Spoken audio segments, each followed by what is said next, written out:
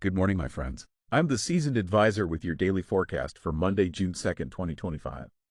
Ever wonder what's sprouting in kitchens these days? Stick around for a quirky trend that's growing fast. Let's talk about the bond market for a bit. Jamie Dimon of JPMorgan Chase dropped a bombshell last week. He says a crisis in the bond market is coming.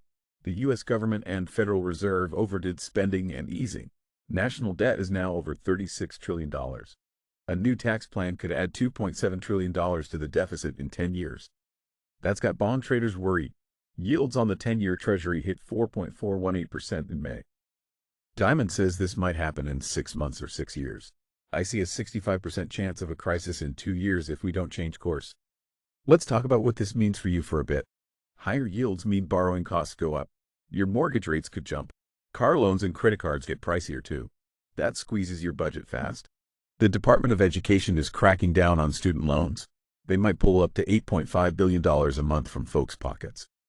That's less money for groceries or gas. A bond market crisis could also tank the economy. Jobs might disappear like they did in 2008. You might want to hold off on big loans. Maybe build up some savings instead. Let's talk about JPMorgan for a bit. They've got $60 trillion in derivatives exposure.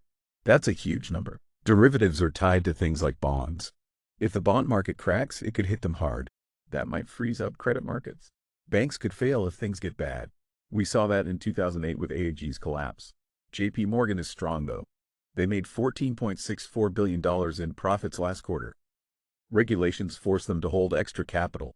Dimon says he won't panic even if regulators do. I give it a 40% chance this hurts them in a crisis. Let's talk about how this hits your wallet for a bit. If JPMorgan stumbles, it could spark a bigger mess. Credit might dry up. You might not get a loan when you need one. Small banks could fail, and that means less competition. Big banks like JPMorgan might charge you more for everything. Back in 2008, folks lost jobs and homes when markets froze. You might want to check your bank's stability.